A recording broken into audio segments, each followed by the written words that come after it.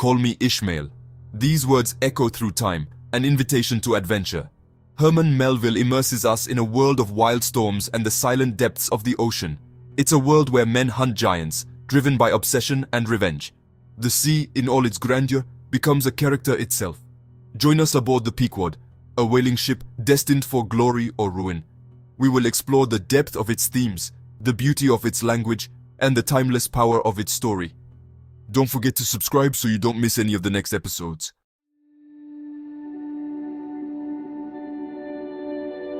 Moby-Dick is much more than just a story about whaling. It's a reflection on life, death, and the choices we make. At the helm of the Pequod is Captain Ahab, a man consumed by his desire for revenge against the white whale that took his leg. Ahab's obsession drives him and his crew on a dangerous quest, a quest that pushes them to their limits and tests their very souls. We will explore the symbolism of the white whale, the complexity of the characters, and the legacy of this timeless classic. Feel free to visit the different partners of this video by using the links in the description.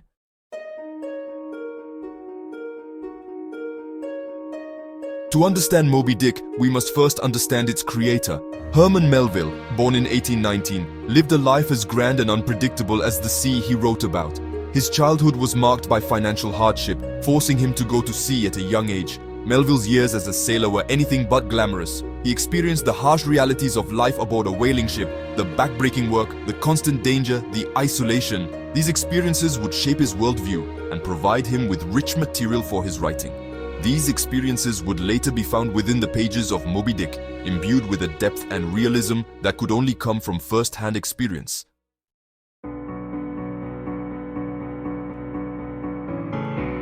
After his travels, Melville turned his experiences into powerful stories.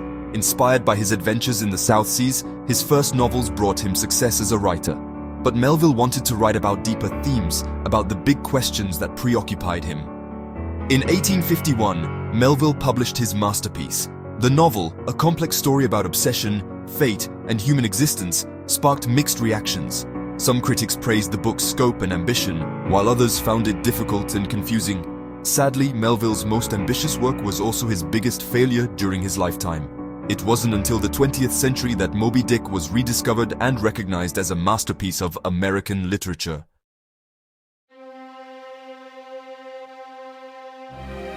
Captain Ahab, a man of few words and unwavering determination, casts a looming shadow over the Pequod and the souls of his men. His piercing gaze and imposing silence speak volumes about his quest. His leg, torn off by Moby-Dick in a previous encounter, is a constant reminder of his obsession. Every step echoes with the sound of revenge. The white whale is not just prey to Ahab, he is his nemesis, a symbol of nature's cruelty and indifference. He embodies everything Ahab hates and fears. Ahab's merciless pursuit of Moby-Dick consumes him, blinding him to the dangers he invites for himself and his crew. He sees only his revenge.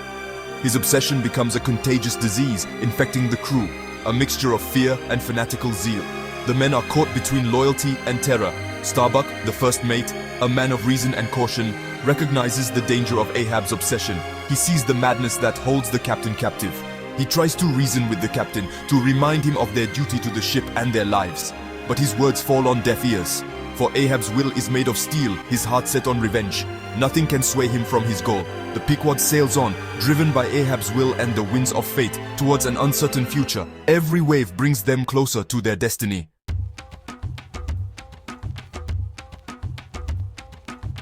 As the Pequod embarks on her fateful voyage, we meet the men who make up her crew.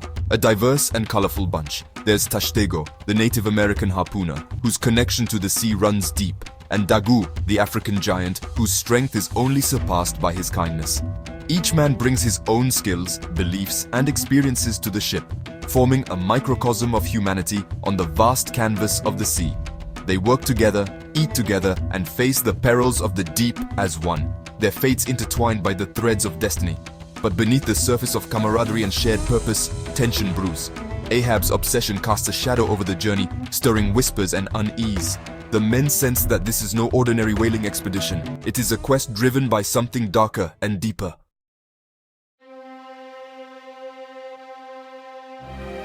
The days turn into weeks, the weeks into months.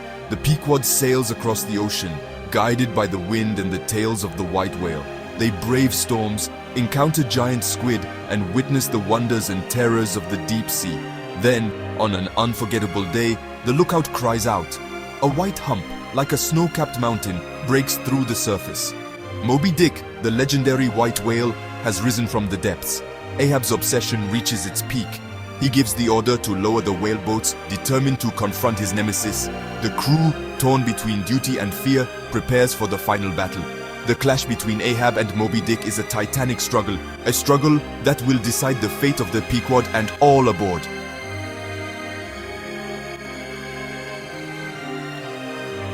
We're diving deep into the abyss of obsession. A journey with no return, through the weathered face of Captain Ahab, a man consumed by his quest. His hunt for the white whale is more than just revenge. It becomes an all-consuming mission, a burning fire within him, fueled by an insatiable rage, blinding him to reason and caution and endangering everything around him, including his crew.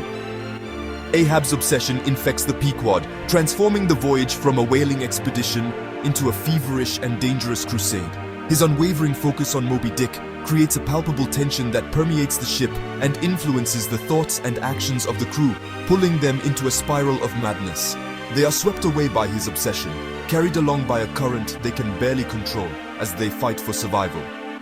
Melville masterfully contrasts Ahab's madness with Starbuck's reason, highlighting the dangers of being consumed by a stubborn obsession, both body and soul. Starbuck, the voice of caution and piety, represents the struggle against the pull of obsession, the desperate attempt to cling to reason amidst an overwhelming and ever-present darkness. Ahab's tragedy lies in his inability to escape the vortex he himself created, a maelstrom of destruction.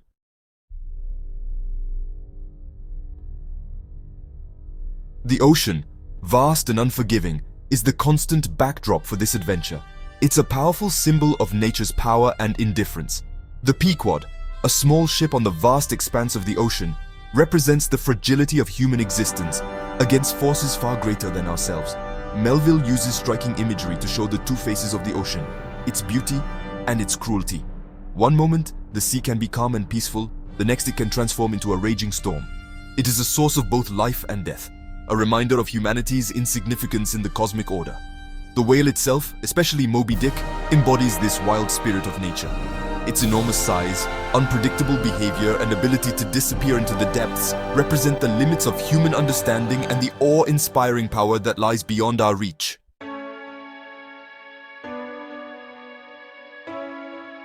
Even though the vastness of the sea might make us feel small and insignificant, Melville also sings about the power of human connection in the face of hardship, a bond that grows stronger with each victory. The Pequod, despite its doomed voyage, becomes a microcosm of the world, with its crew from different nations, races, and walks of life, forming a true mosaic of humanity. The bonds forged between the men of the Pequod transcend their differences. They work together, share dangers, and rely on each other for survival, especially during the toughest of times. Their camaraderie, born out of necessity and strengthened by shared experiences, offers a glimmer of hope amidst the overwhelming power of nature and the all-consuming obsession of their captain that drives them ever onward. Melville highlights the strength that lies in diversity, showcasing the unique skills and perspectives each crew member brings to the ship, enriching their journey. Through this depiction of a diverse and interconnected crew, Melville suggests that human connection, empathy, and understanding are essential for navigating the complexities of life, both at sea and on land, where each individual plays a vital role.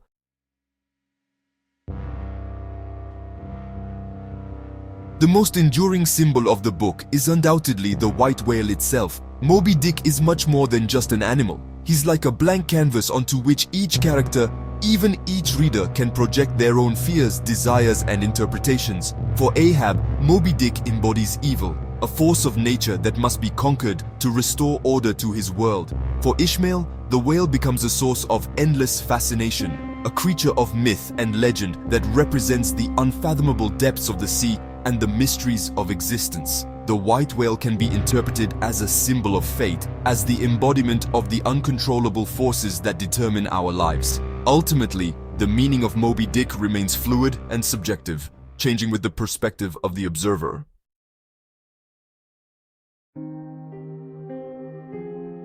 When it was first published in 1851, it was met with a confusing mix of confusion and indifference.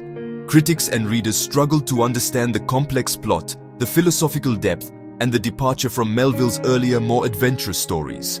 Some critics criticized the novel for its length, its long descriptions of whaling, and its unconventional characters. The symbolic weight of the white whale, the emotional pain of Captain Ahab, and the philosophical reflections throughout the story seemed to be lost on an audience that craved simpler stories. Melville, once celebrated for his seafaring adventures, faced a wave of public indifference. The commercial failure of Moby-Dick was a major blow to his literary career, casting a shadow over his later works and leaving him largely forgotten by the time of his death in 1891.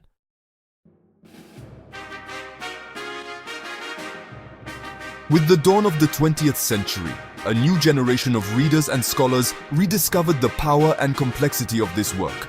The elements that had turned readers away in Melville's time, the depth, the philosophy, the psychological complexity, the exploration of obsession and the human condition became cornerstones of its critical acclaim. Literary critics recognized the novel's innovative narrative structure, its poetic language, and its engagement with universal themes, and hailed it as a masterpiece of American literature. The novel found new life in the classroom, where it sparked heated debates about obsession, fate, and the relationship between humanity and nature. It became a staple of literary study, its themes and characters analyzed and reinterpreted through the lens of modern critical theory.